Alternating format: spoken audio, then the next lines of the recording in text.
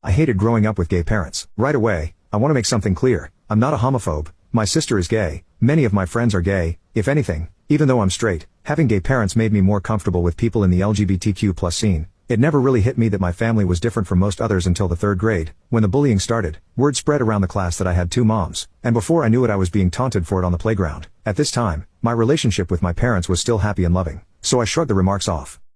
When puberty hit though, I became increasingly aware of the hole in my life where I wanted a father. Granted, my relationship with my parents was already souring at this point for a variety of other factors. Still, I yearned for a male role model, someone to talk to about guy things. My parents had no male friends, and only ever seemed to talk about males disparagingly. I would hear that men were inherently more violent, selfish, and unhealthy, and I began to believe them. Growing up in the environment that I did, I emerged with more feminine tendencies, and a deficit of traditional masculine attitudes. It didn't help that I was homeschooled for the majority of middle school, leaving me without a basis for what most guys my age behaved or looked like. I didn't have any contact with male relatives either. My parents both cut off their families from my life. I returned to public schooling for high school, but found myself intimidated by most of my straight male peers. I eventually learned to talk like them and dress like them, but I never learned to be truly comfortable around them.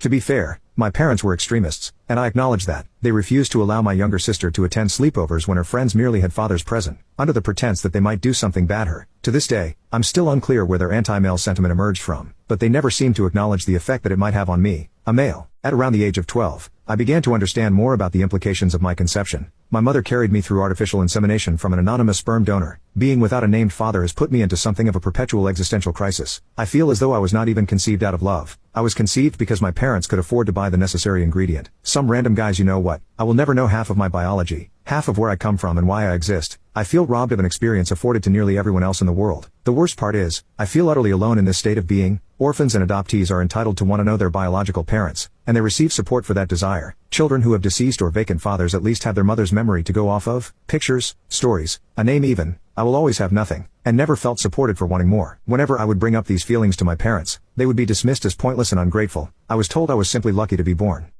Over the years, I've tried to make peace with this fact. I've managed to connect with some of my half-siblings on my father's side online, spread across the United States. They don't have any clue who our biological father is either, but they all grew up with fathers in their homes. I don't think I'll ever be at peace knowing my biological dad might be out there somewhere, and my mom doesn't even know what his face looks like.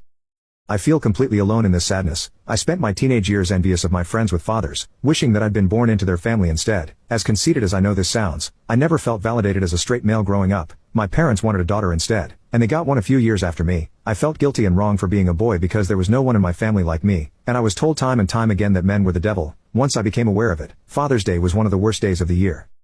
I'm not trying to say that gay people shouldn't be parents. I'm only saying that they should be conscious of the impact that it will inevitably have on their children, and that they should try to provide them with role models for their gender. However, I am against anonymous sperm banks. All of those anonymous donors are leaving their offspring to be with a question that will haunt them for the rest of their lives.